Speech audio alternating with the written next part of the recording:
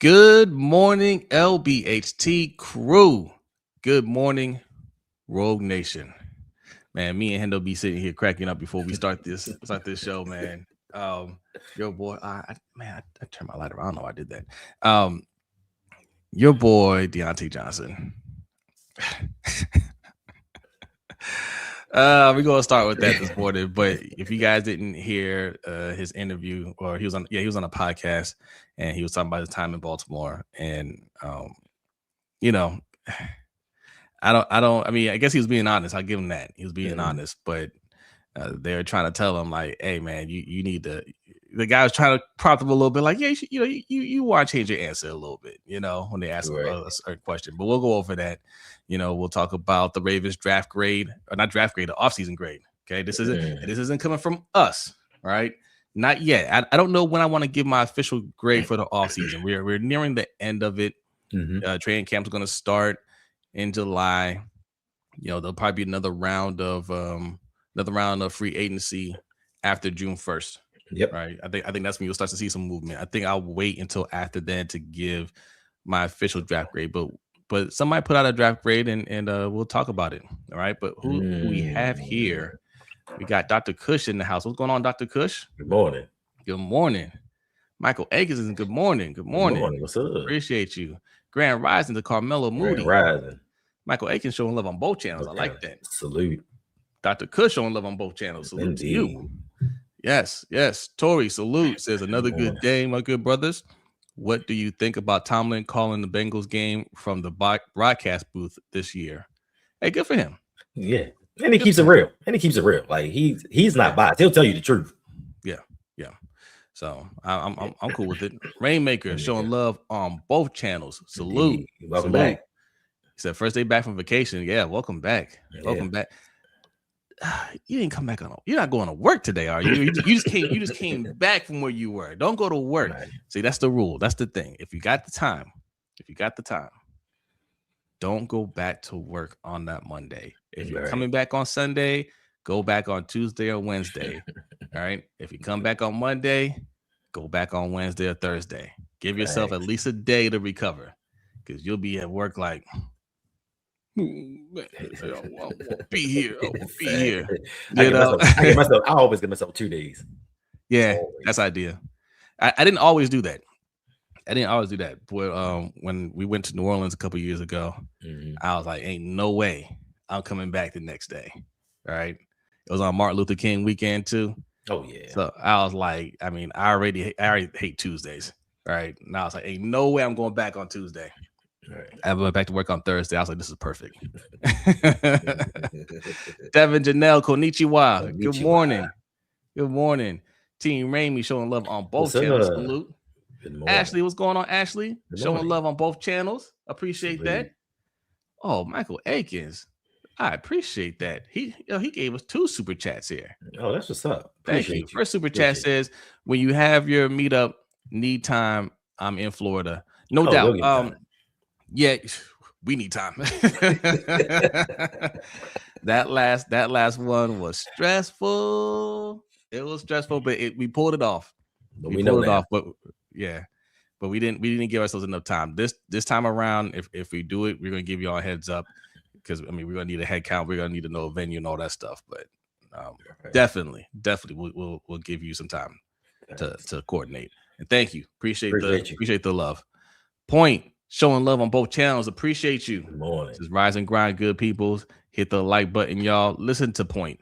Yes. Really appreciate all the support. Corey Hunt, good morning. Showing love on both channels. Salute. Says, good morning, flock. I guess the Pittsburgh Steelers are the Pittsburgh Packers now. Yeah. They ain't gonna play like them though. It is what it is. Salute. Showing love on both channels. Appreciate you. Dance fans, salute. Morning. Bazel, what's good? What's up? Appreciate you coming through. Being a new member on Hendo's channel. Appreciate that. Showing that love. Also dropped a super chat. Says Hendo, what's up? Hey, appreciate that. Bazel. Always supporting us. Yes, indeed. Got that countdown going. I got that countdown going about the bid lows of goodbye. You put in your I'm thinking about putting my 2 weeks in tonight. Okay. All right. No All time right. for YouTube. There you go. Just Aloe, salute. Good morning. Dance Band showing love on both channels. Appreciate that. It. Thank you. SB Cam, good morning. What's up? Says how y'all this morning. We're doing just fine. OJ Stoical, good morning. So what's up, family, on this magnificent morning? Appreciate you showing love on both channels. Reese, salute. Good morning. Yes, have a blessed day as well. Who else is in here? We got Nigerian Nightmare. Salute. Morning. Yes. Louisville Cardinals Ravens fan. Good morning.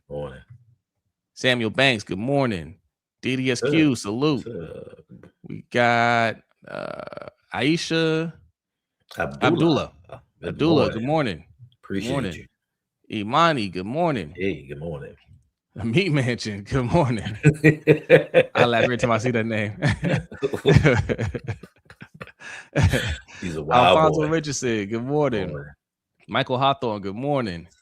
We got Baltimore I Fall, or something like that. Good morning. First time catching us live. Hey, appreciate that. Appreciate it. Fazel, thank you for the super chat. Appreciate that. It says, what did you say? Stink in a distinct meaner voice.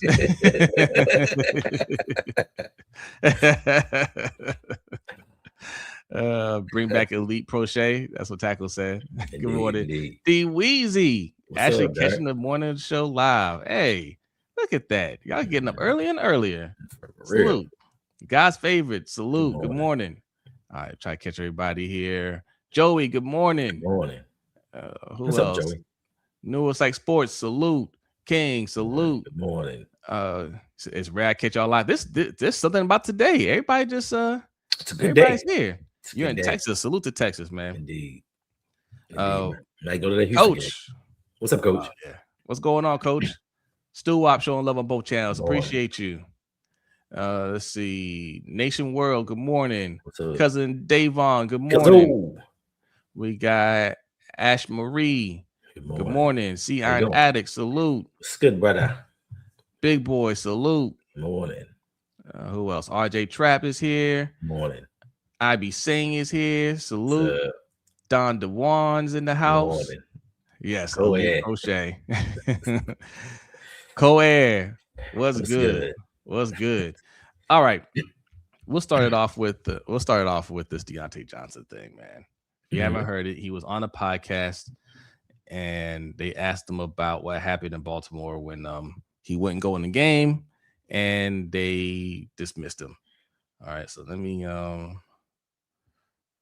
share the screen.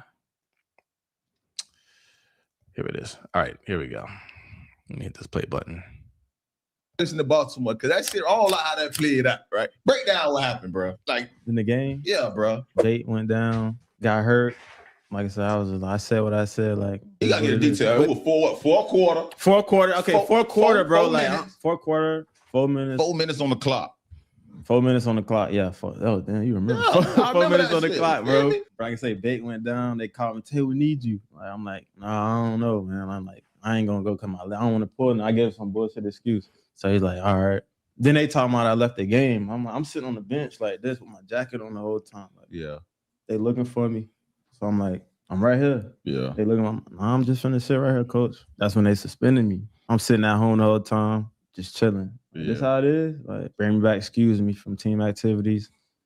And then I had asked to get released. Yeah. Because I was like, if I go back, I'm already gonna be in the doghouse again. Yeah. So I was like, man, I'd rather just take my chances elsewhere or whatever. Yeah. And then they let me go. And then I went to Houston and then I got released there. And they picked me back up again. Knowing what you went through now and all that, would you go back though? If you was like, oh yeah, we got Baltimore on the line. No. I mean, but you ain't gonna be on the field until the last 4 minutes of the fourth quarter. Somebody get hurt. Probably not. Hell no, they ain't going there. Can't wait, no way. If you'll do it, you're going that game. Yeah, you're going. You're going that game. Yeah, you're going that game. Because you know why you're going that game? Because you don't see everything how it played out. My reputation. All you have to do is go in that game. See, it'd be an ego thing sometimes, especially when you being where you been at. You get what I'm saying? You already been here. You already been Pro Bowl. Yeah. Me, down here, 4th, 5th receiver. Fucking right, I'm going in the game. Yeah. You know what I'm saying? But you done been here. It's a little ego trip in there. Like, bitch, man, I'm DT. That's how Like y'all put me in the game. Then 4 minutes left in the game. Like, what is y'all? What's up with y'all? Y'all tripping? Yeah. So I mean, look, he was honest, you know, and I guess you say he's staying on business, but that's why nobody pick him back up. I mean, he basically quit on. I mean, I understand his reasoning because it was cold. It was a cold day. You wait till 4 minutes into the fourth quarter and want to insert him. By the time he's warmed up and you've gone through the game, halftime and everything, you're cold again. And like he said, he didn't want to go back in and pull something. But I mean, it's your job. It's the NFL, yeah. It's the NFL. And that was that wasn't a hey, I don't want to pull anything. That was I'm mad that you. I mean, he said it. Like, yeah, like the guy said, it's like it's an ego thing. He said, yeah, like he's like, yeah, I'm DT. I I'm not no reserve. I'm supposed to be out there starting. And I'm sure going to Baltimore, he felt like, hey, I'm the best wide receiver out here. Why are you doing this to me?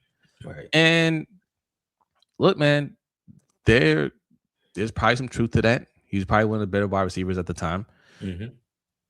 But they didn't like you chose to be here. Like you didn't have to come here. Like what the deal is with John Harbaugh. You know what kind of coach he is. Like the word is out on him. You know what I'm saying? He's not going to just throw you in there unless you're because the other thing is you're not a superstar either. Like a good wide receiver, but not a superstar wide receiver to where he has to be played. Like there'll be questions asked if he's not in the game. You weren't there yet. So if you have to kind of just kind of grind it out for a minute and get in where you fit in, you gotta do that. You gotta make the best of your situation because, all right, man, like you said, okay, I'm not gonna play for you. They suspended you, they released you, you went to Houston, and same thing happened. They're just like, we don't really, like you ain't built like that. Like you not built like that to where you can just not show up in a game and we didn't really need you. And then that was it. That was it. That's the last we heard of Deontay Johnson. Right. I mean, you weren't that dude the way you could start demanding stuff.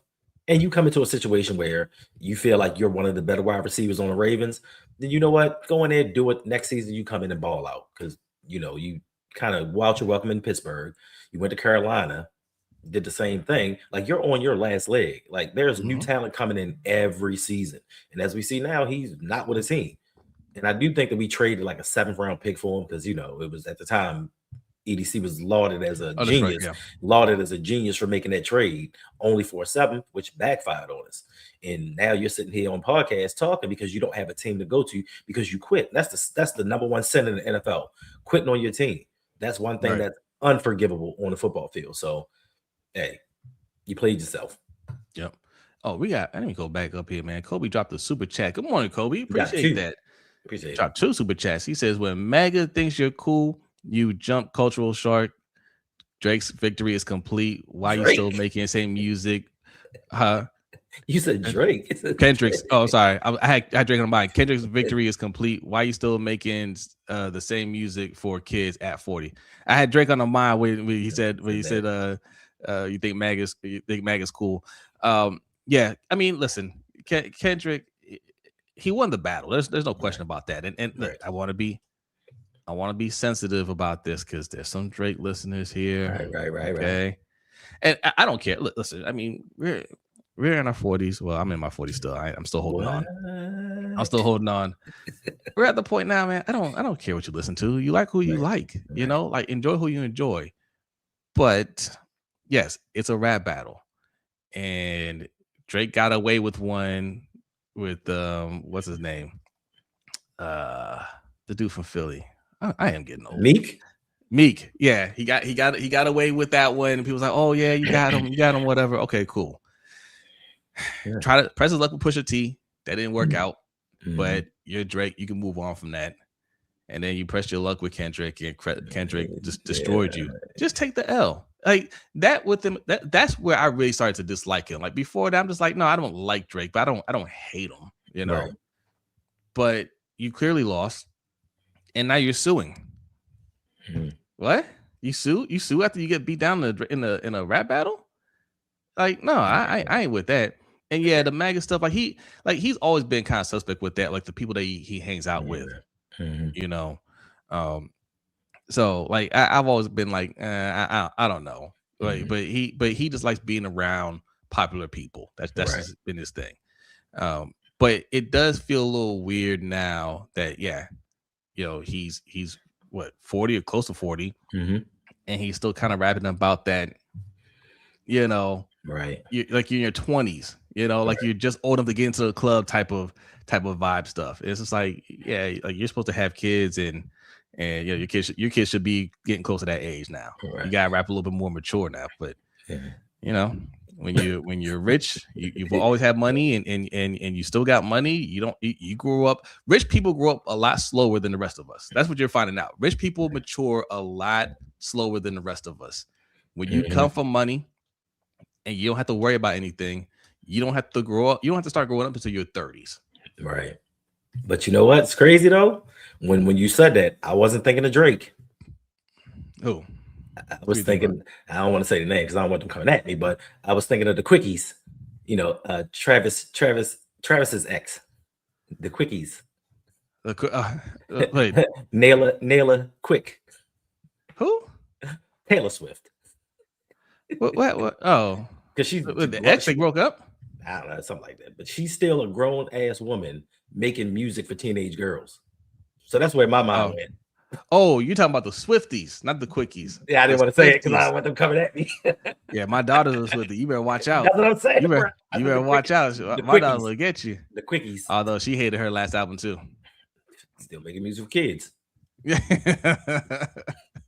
And Kobe got another super chat. Thank you, Kobe. Says DJ has an unemployed man mentality, and there he is. Yeah. Yeah. That's what it is. Listen, man, I'll say this. Maybe he made enough money and he saved enough money to where he can do something like that. We only hear about the players that lose their money because that's how the media works, right? But the players that hold on to the money and just like, I don't need this job, I'm good, they can do stuff like that. And maybe he is that type of player. Maybe he was one of those guys where I already paid off my house. I put some money away, made some sound investments. I'm set up for life, right? I got $1 few million in the bank account. My kids are good for college and all that stuff. I don't need this. Then you can do that. And salute to him if that's the case. Yeah. But his pride hurt. His egos hurt. Because he figured 31 other NFL teams, I'm going somewhere. No, that's what he thought. Yeah. That's definitely what he thought. Right. That's what he thought. But he should have read the tea leaves. Thanks. All right, Ravens. I mean, first of all, it wasn't just the Ravens. It was Panthers. You didn't work out there. Then you went to the Ravens. Then you get suspended, and they're putting out there is because you won't go in the game. And then Houston gives you a chance that you should have known. This is my last chance. Right. That you should have known. Like, I need to go here. And I think he has a similar issue in Houston as well, right? Wasn't it something about his attitude or something like that? Something like that, yeah. That's what I believe. Yeah, somebody's attitude. Listen, you got to be on your best behavior there. You got to be high-fiving teammates. You got to be, you even if you're not feeling it, you got to go in there and be like, let's go. All right, team, here we go. You got to do all the stuff. So when they ask about you, they can say, yeah, I don't know what happened in Baltimore, but I didn't have that experience. Right, because Baltimore also has a reputation, right? And the coach at the time, I'm not even gonna say his name anymore. The coach at the time, put it out there. We're not a wide receiver friendly team, right? And if you go there and you don't work out, you go somewhere else and you work out, it just adds to that reputation of Baltimore ain't the place to go under that coach. You could have hit the Uno reverse card on him. Right. And he said it. You just went to another team and confirmed it. Right. He said it. I didn't want to go back in the doghouse again. But Schmidt, he wasn't here that long. But somehow he got in the doghouse. Yeah. Yeah, that's right. So I wonder if he did something. Yeah, what did he do to get did he say something or do something before that to get put in the doghouse? No, we didn't hear about it. Oh, yeah. There might be more to that story. Crazy. There might be more to that story. Yeah. Tanja, good morning. Says Ravens weren't putting up with that like Tomlin did. Tomlin had Tomlin had a higher tolerance for the nonsense in Pittsburgh. He's always put up with the nonsense. Always. And look, to his credit, he got results. To his credit, that's a fact. Jack and Marlowe after games live's gonna be cinema. I like the coach. What's up, I be saying? Appreciate you coming through. Says the wide receiver market is so flooded with legit talent that guys like him are expendable. Facts. That's a fact. Kobe, thank you for another super chat. Says he underestimated who's reach in the NFL. Yep. Yeah, you know what? It wasn't even like he couldn't get work afterwards. He got work, but he just confirmed why he got cut. He went to Houston afterwards, and like he said, they picked him up twice. So you had 2 chances to fix things, right? And you didn't do it. So that's and they needed help with Tank Dell going down and Stephon Diggs getting hurt. They needed wide receiver help, and you still couldn't latch on. Right. You know, in that way, he might have been hurt by Tomlin, where Tomlin put up with a lot of the BS and let him just go out there and play, right? Because no matter what whatever sports you play, if it's a team sport, you see, even individual sports, you train with other people, like you'll see some players like that are just talented and they don't really want to put in the work, but they can show up on game night and ball out. Right. I had a friend in the NFL. He used to talk about that all the time, where there would be people that would be out all night.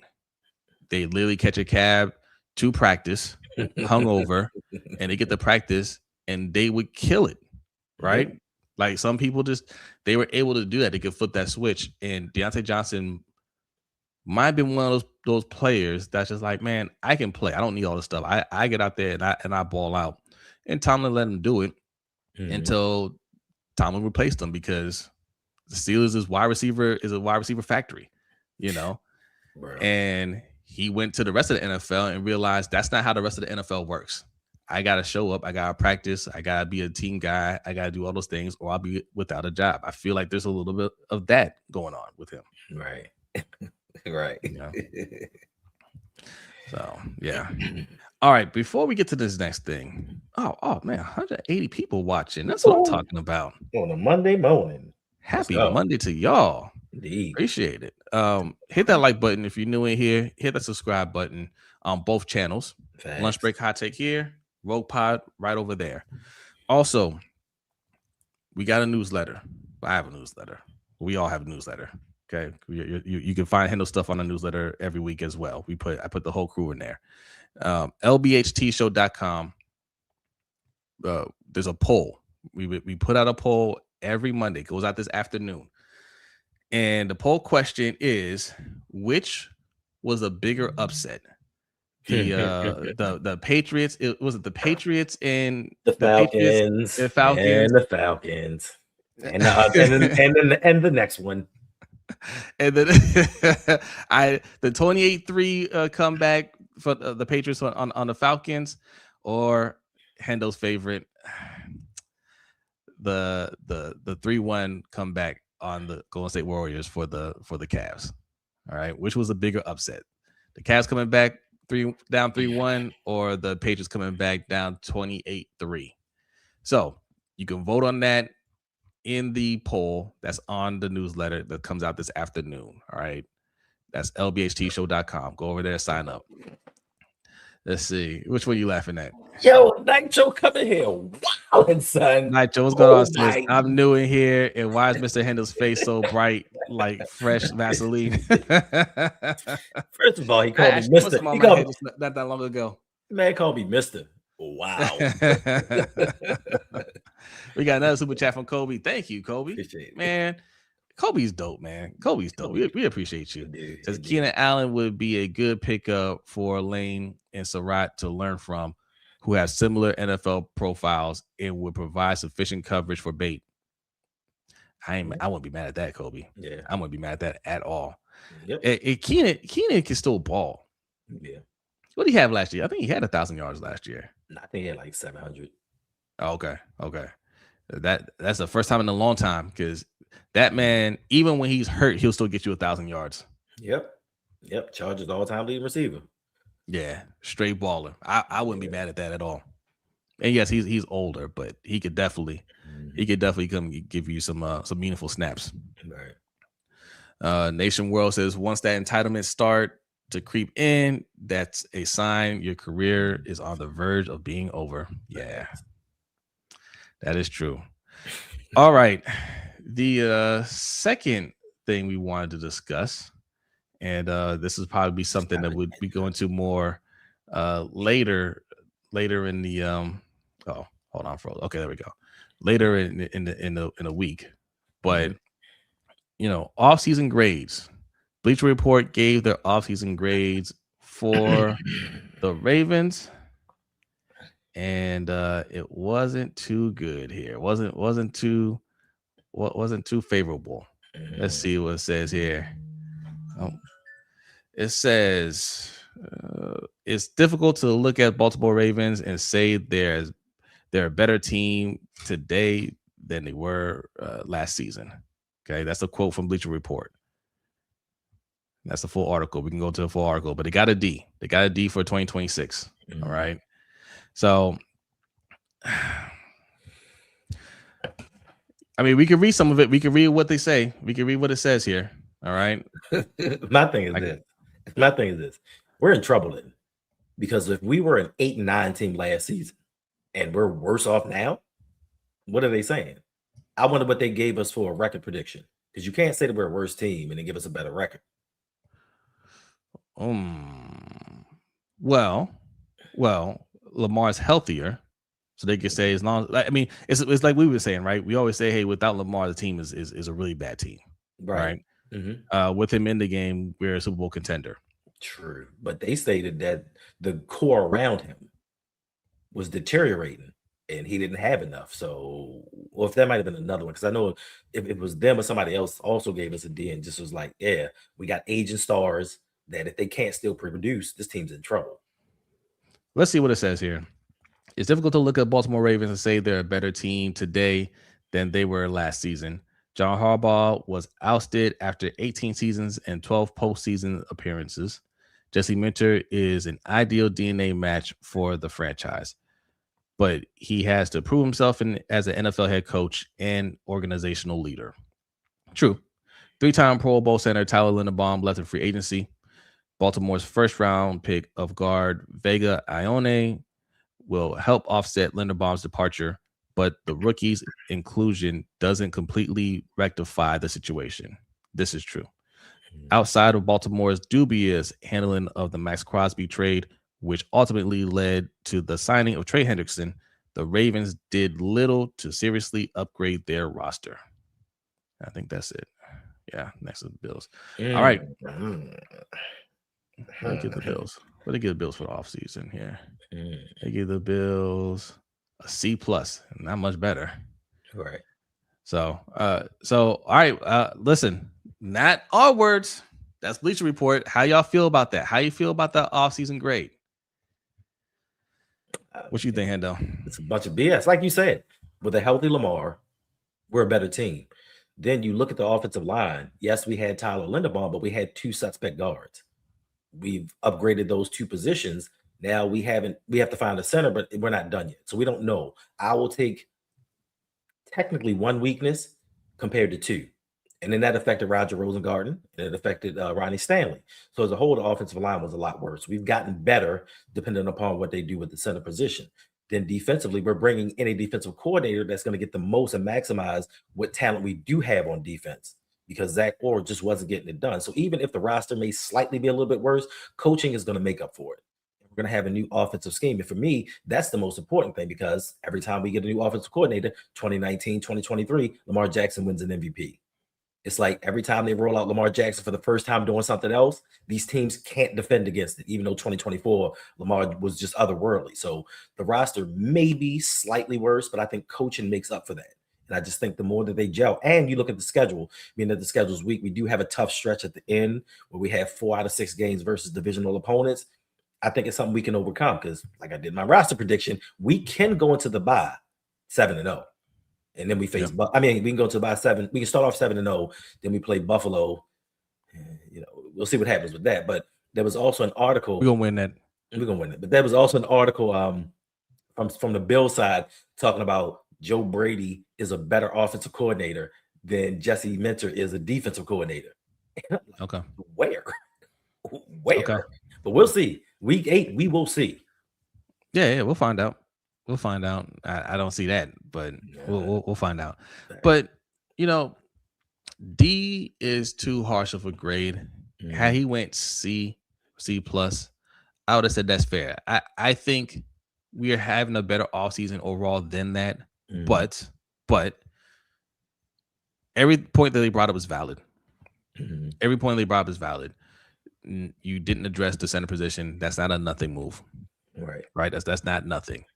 We did improve the guard positions, but John Simpson is like, you just barely, you know what I'm saying? I don't want to, dump on him, man. He's here now. I'm rooting for him, but it's like so many other directions you could have gone in.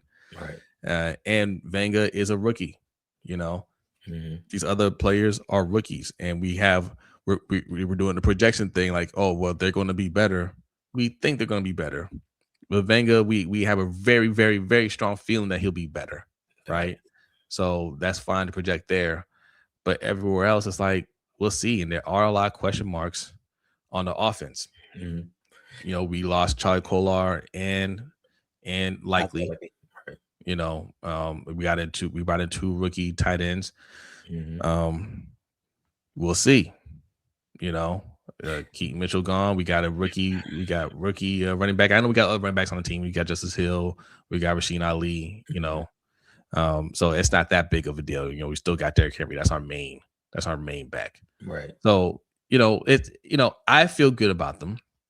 I think defense we've added overall. And like they didn't mention Jalen Hawkins. I think that's an underrated move. Thanks. So I think overall I would have graded them a little higher, but there is a lot of unprovenness here, especially with the coaching staff. We feel good about the coaching staff. I think they got it right. That's why I'm giving him a higher grade. But this is a first-time head coach. This is a first-time offensive coordinator calling plays. All right. So if you don't feel like, in a lot of fans, they're starting to change the tune now. But when they hired Jesse Minter, they weren't on board with that. Right. There's a lot of fans are like, nope, don't like the move. Right. So if you're one of those people that doesn't think that highly of Jesse Minter and the staff, then you're going to grade a little bit lower. So I understand that, but not a D.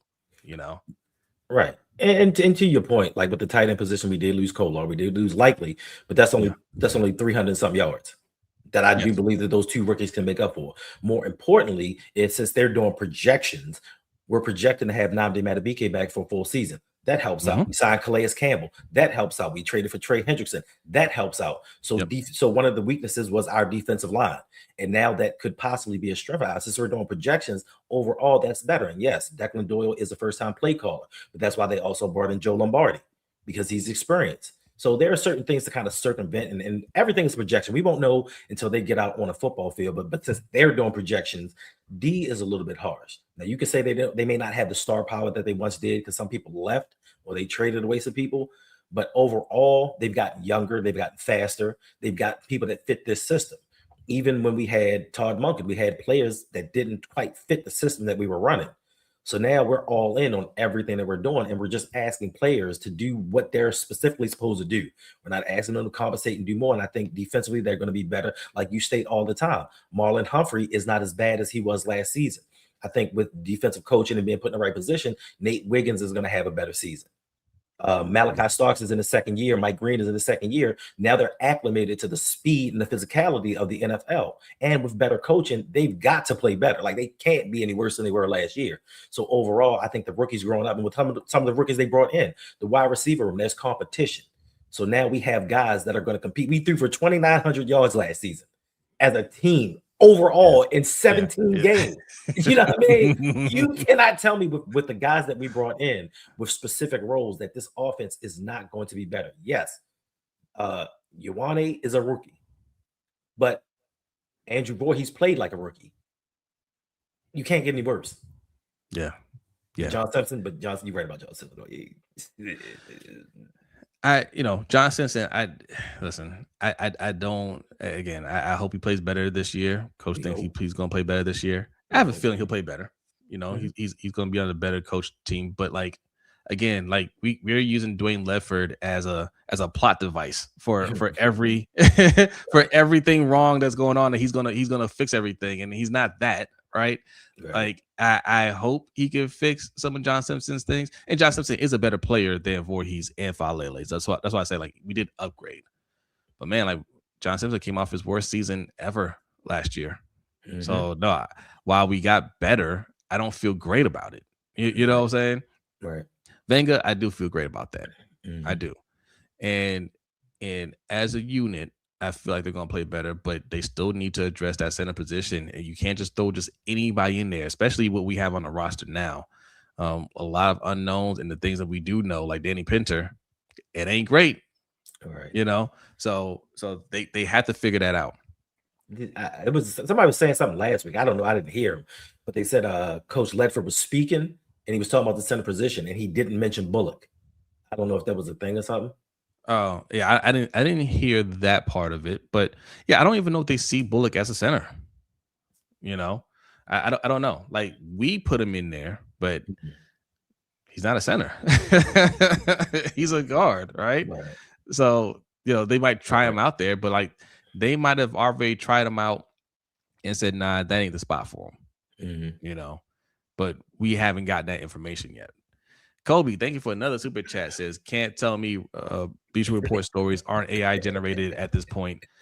I think they are to some extent. Yeah, I think they are. But this is something to get people talking. It's the off season. It's slow, and it's something to get you talking about it, because we are going to give we're going to give our grades for the off season at some point. I'm gonna wait until after June 1st though, because they're not done yet. And while I've been critical of EDC, I don't think he's done like the worst job or anything like that. Definitely not a D. Definitely not a D.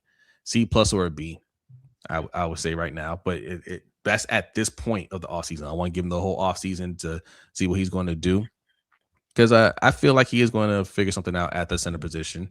I think he's going to add it, bring in a couple more people. There's still a lot of free agents out there. We mentioned Keenan Allen, Kobe did earlier. Stephon Diggs still out there. Although I think he's Tyreek Hill. Yeah, Tyreek Hill's out there. So there's players, So plenty of time to add people, make trades and all that stuff. It's not over yet. So I'm holding off judgment. But at this point, I will say at least a C+. Right. And we still have the option of what happens during training camp with Chicago in their center position, because they drafted a rookie. Yep. And that could be a trade possibility. That's right. Yeah. So they like what they have there. Who was it? Garrett Bradbury. Yep. I did a video where we talked about Cesar Ruiz. So that's another person. He was drafted as a center initially. He moved to guard, but he's a center. So that could be somebody we look at. And he's Joey says Cheetah all day. Cheetah, yeah. Tyreek, we gotta see if he's healthy though, and he's got some other allegations that he's gonna have to a little bit more serious than a little bit more serious than the Stephon Diggs stuff. Right. So we got to see if he's gonna be available. Tyreek always find himself in some trouble. Man, such a waste, man. Such a waste. But you know what? I hate to say it, but I risk it all for one season to get a Super Bowl. Me too. I'm sorry. I'm willing to risk everything to get the Super Bowl. I want Lamar to get the Super Bowl this season, especially before Josh Allen. God. Yeah. Yes. Would y'all bring in Tyreek Hill on a 1-year deal? I absolutely would. All I need to know is this thing that he's being alleged of, is this going to trial? Right? Is he just getting sued? Right? Well, I need to know the details. If it's going to trial, when's it going to trial? Is it going to try this year? Is it going to try next year? Next year, right? Right. That's a big point because they're not going to do anything until after there's a verdict. Right. You know what I Right. mean? So how long is this going to drag out? That'll depend.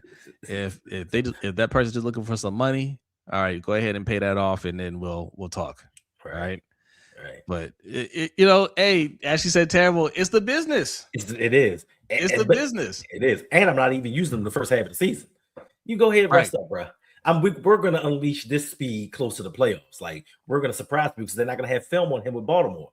And then we release him late in the season into the playoffs. They're not going to know, bro. Him and Zay. Yeah. Derek. Yeah. Bruh. Whatever rookie tight end replaces Mark Andrews in the playoffs all day long. Appeal. You can't appeal anything until we get a verdict. Right. Get Diggs instead. I wouldn't even be mad at that. No, not at all. Listen, the more weapons we have, and I know people are going to say that if you bring in another veteran, it's going to stunt the growth of the rookies. It's not. If you can ball out, you can ball out. 2024, Lamar threw for 4,100 yards. If we had another stud wide receiver, he could have threw for 5,000. If he throws for 5,000 yards, everybody eats. We're talking about winning the Super Bowl. I'm not worried. Listen, I understand pride, ego. I'm not worried about anybody's stats unless they're on my fantasy football team. I don't care about stats. I care about this team winning the Super Bowl. Those young guys don't have to ball out until year 3 when they start getting ready for contract negotiations. Year 1, year 2, it's a learning process. And who to learn from than some of the best wide receivers over the last 10, 15 years. So get them in here, win this damn Super Bowl, and bid him adieu. Yep. All right. We're going to end it here. I got to hit the work on time today. All right. But we'll pick it up tomorrow. But I need y'all to vote on the poll. Right. The poll results will come out on Wednesday on the LBHT show. Go over to lbhtshow.com. Sign up for the newsletter if you haven't already. Right. The newsletter comes out today at noon. The poll will be in the newsletter. And the question is, which one was a bigger upset? The 28-3 comeback the Patriots had on the Falcons in the Super Bowl, or the 3-1 comeback on the Golden State Warriors from LeBron's Cavaliers? And shout out to the Cavs for winning their game last night. Yes. Beat down Detroit at home. Detroit, sheesh. Yeah. But all I'm going to say is, in one hand, you had some people hurt, people suspended. Another one, you had a fourth quarter comeback. Fourth quarter of a Super Bowl. Impressive. Well, I mean, the one person was suspended. He came back for the. I mean. First of all, he got himself suspended. Like it wasn't like it just happened. Like oh my God, how did this? He earned it. 100%. That's why I will never forgive Harrison Barnes. That dude said, "You know what, guys? I can't shoot, but I'm gonna keep on trying." Yeah. That 28-3 lead, that I thought it was over. I was like, oh man, they stunting on them. Like this is a beatdown. Yep. And then that Julian Edelman catch. I'm like, please, did he catch it? Oh, it was over. Yeah. I gotta think about this. This isn't an obvious answer. Now, the 3-1 lead, that's never happened in the history of NBA. Nobody's ever come back from that in the finals. But I gotta look through the history of the NFL. I don't think anybody's come back from 28-3 in the fourth quarter either. And it was the first Super Bowl to go into overtime. Historic. Yeah. That's the one. Yeah. That's the one. Yeah. Okay. All right. Is LeBron still in the playoffs? No, they got eliminated. They got swept by the Thunder. Thunder and Spurs. That's going to be the matchup. And that dude won the MVP again. Yeah, Shai Gilgeous-Alexander. Yeah, congrats to him. Whatever. He's an excellent player. He is. I don't take nothing from him. Yeah. But what Jokic is doing, bro, how you a center leading the league in assists? Yeah, I agree. But you know, nobody's arguing for Jokic, you know, the way he went out in the playoffs. Even though it's a regular season award, Right. It's funny, right? These are regular season awards, but they don't announce until a postseason. And some of these players expose themselves in a postseason. It's just like, oh, he didn't deserve it. Well, it's a regular season, not the postseason. You can't judge him off of that, you know. So well, you know, Shea not winning it next year. Because as they said, you know, voter fatigue and all this other stuff. That's why Jokic didn't win it 3 times in a row. So Shea can't win it next season. Yeah. Or they're hypocrites. Yep. All right, y'all. We getting out of here. Y'all have a great day. We will see you tomorrow. Peace. Deuces.